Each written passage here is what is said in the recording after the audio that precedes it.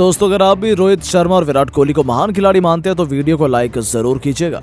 दोस्तों दूसरे टी20 मुकाबले में 180 रन बनाकर भी साउथ अफ्रीका से बुरी तरीके से टीम इंडिया हार गई, जिसके पीछे एक नहीं दो नहीं बल्कि 5 ऐसे कारण हैं जिसने एक बार फिर करोड़ों हिंदुस्तानियों की आंखों में आंसू लाने का काम किया है। तो आखिरकार कौन था इस हार का असली गुनहगार? क्या रोहित कोहली की कमी है? भारतीय टीम को खली किसकी वजह से टीम इंडिया के सिर पर लगा लूजर का धब्बा? भारतीय टीम की हार का सबसे बड़ा कारण हम आपको अपनी इस वीडियो में दिखाएंगे, लेकिन उससे पहले आपको क्या लगता है कि रोहित और कोहली और रिंकू में कौन है सबसे खतरनाक बल्लेबाज? अपनी कीमती राय नीचे कमेंट बॉक्स में जरूर दें।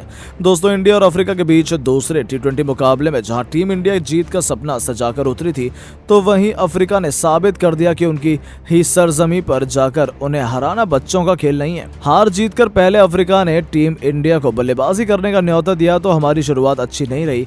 बावजूद उसके सूर्या ने 36 गेंद पर 5 चौके और 3 छक्कों के बाद बदौलत 56 रन बनाए। रिंकू ने भी अंत तक नाबाद पारी खेलते हुए 39 गेंद में ही 9 खतरनाक चौके और 2 छक्कों की बदौलत 68 रन ठोक दिए थे। हमने 19.3 ओवर में 180 रन बना लिए थे। हालांकि बारिश की वजह से यह लक्ष्य 15 ओवर में केवल 152 रनों का रह गया था, लेकिन हमारी गेंदबाजी दुरुस्त थी। ऐसा लगा था कि हम अफ्रीका को आसानी से हरा देंगे, लेकिन अफ्रीका के बल्लेबाज भी किसी से कम नहीं है। रीजा हेंड्रिक्स ने तो मैदान में उतरती तहलका मचाना शुरू कर दिया। 6 ओवरों में ही अफ्रीका की टीम ने 78 रन बना लिए थे। हालांकि फिर हमारे गेंदबाजों ने भी अफ्रीकाई बल्लेबाजी क्रम की हालत खराब कर दी। एक के बाद एक 5 बल्लेबाजों को ढेर कर दिया, लेकिन अंत में अफ्रीका ने इस मुकाबले में बाजी मार ली और 1-0 से टी20 सीरीज में बढ़त भी हासिल कर ली। यानी कि भारत को एक बार फिर से विदेशी धरती पर हार का मुंह देखना पड़ा। इसके बाद तो पूरे हिंदुस्तान में निराशा है, लेकिन इस हार की एक नहीं दो नहीं बल्कि ढेर सारी वजह निकलकर सामने आ रही है। सबसे पहले तो दोनों ओपनर का फ्लॉप होना एक बहुत बड़ा झटका था। जी हां, यशस्वी और गिल की जोड़ी से सभी फैंस को एक धाकड़ शुरुआत की उम्मीद थी। ऐसे में जब दोनों खिलाड़ी बिना खाता खोले पवेलियन लौट गए, 6 रनों पर ही भारतीय टीम अपने दोनों ओपनर्स को गंवा दिया। वहां से तो 180 रनों तक पहुंचना अपने आप में बहुत बड़ी बात है। यदि इनमें से कोई खिलाड़ी भी टिक जाता तो टीम इंडिया आसानी से 220 रन भी बना सकती थी। दूसरा फैक्टर बारिश हमारे लिए साबित हुआ है। यदि 20 ओवरों का गेम होता तो अफ्रीका को चुनौती देना और भी आसान हो जाता। भारतीय गेंदबाजों ने अफ्रीका के 5 बल्लेबाजों को ढेर कर दिया था। फैलू बकायो जैसे गेंदबाज बैटिंग में आ चुके थे, यानी कि 20 ओवरों के गेम में टीम इंडिया बाजी मार सकती थी। लेकिन डीएलएक्स के मेथड के हिसाब से केवल 15 ओवरों का मैच हुआ और 150 रन अफ्रीका पर दबाव बनाने के लिए काफी थे। हमारी हार की तीसरा कारण अर्शदीप सिंह का फ्लॉप होना है। जी हाँ, ये गेंदबाज शुरुआत में टीम इंडिया को विकेट दिलवाने के लिए जाना जाता है, लेकिन अफ्रीकी गेंदबाजों ने उन्हें खूब धोया।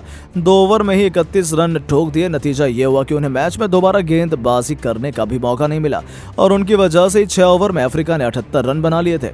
तो केवल इतना ही नहीं दोस्तों, चौथी वजह के रूप में वो दोनों सामने आते हैं जो टीम में थे भी नहीं। जी हाँ, रोहित शर्मा और विराट कोहली। भारतीय टीम की हार ने साबित कर दिया कि एक्सपीरियंस के बिना कोई भी मजबूत टीम कुछ भी नहीं कर सकती। जहां रोहित और कोहली की कमी तो आज भारतीय टीम को खूब खली है, तभी तो अब उनकी टीम इंडिया में वापसी की मांग जोरों शोरों से उठ रही है। तो वहीं दोस्तों अफ्रीका की परिस्थितियां भी भारतीय टीम को रास नहीं आई है। ऐसे में एक नहीं दो नहीं बल्कि कई वजह हैं जिस वजह से भारत को हार का सामना करना पड़ा है।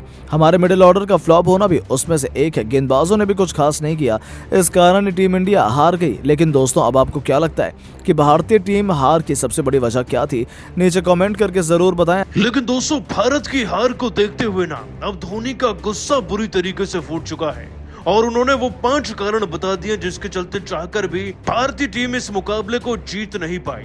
दोस्तों आखिरकार भड़कते हुए धोनी ने अपने बयान में क्या कहा, चलिए आपको बताते हैं। पहले वर्ल्ड कप में हारना और फिर भले ही हम ऑस्ट्रेलिया से जीत गए, लेकिन क्या लगा भारतीय क्रिकेट टीम को अफ्रीका में जीतना इतना आसान होगा? अफ्रीका अब तैयार है और उन्हें हल्के में लेना आज हमें भारी पड़ गया। लेकिन मेरे नजरिए में ऐसे 5 कारण हैं जिसके चलते हम जानबूझकर इस मुकाबले में कहीं ना कहीं हार गए। हार का सबसे पहला और सबसे बड़ा कारण है टीम की घटिया शुरुआत होना।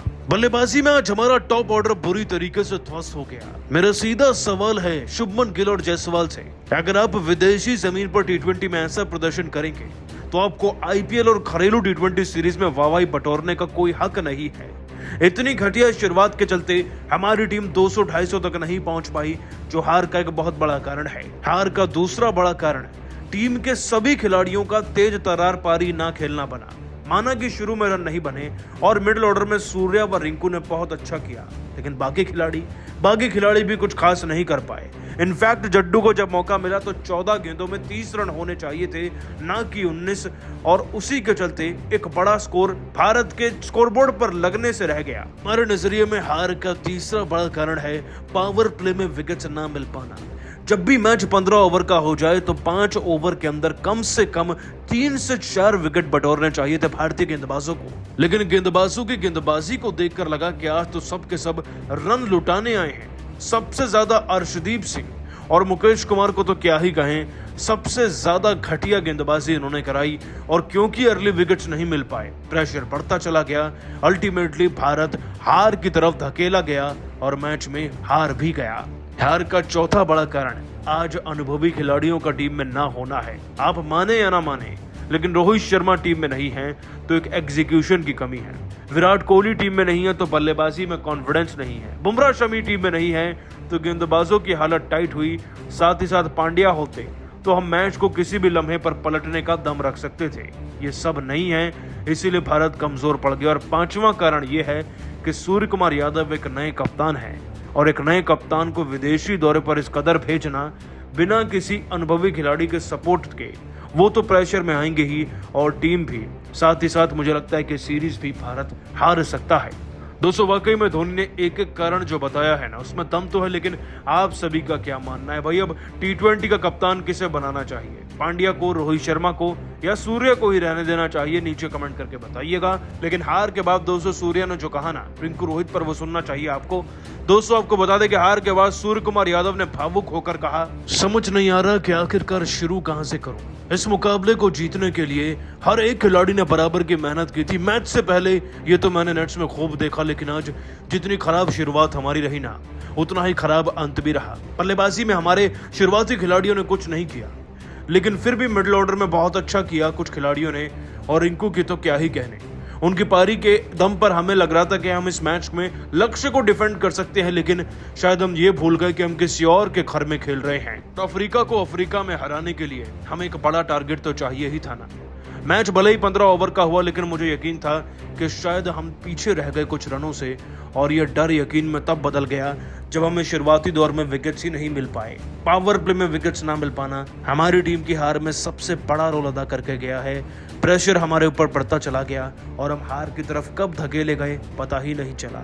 आज वाकई में रोहित भाई की कमी सबसे ज्यादा खली मुझे टीम में, क्योंकि अगर वो कप्तान बनकर टीम को रूल करते ना, तो हम इस मैच को हारी हुई स्थिति से भी जीत कर दिखाते। रिंकू की तो तारीफ करना चाहूंगा, लेकिन इस मैच को हार कर बेहद ही दुखी व चिंतित हूं। दोस्तों सूर्य कुमार यादव का डर और चिंता दोनों जायज है। वैसे भी रोहित अगर टीम में आएंगे तो हम T20 वर्ल्ड कप के लिए और ज्यादा मजबूत होंगे ही।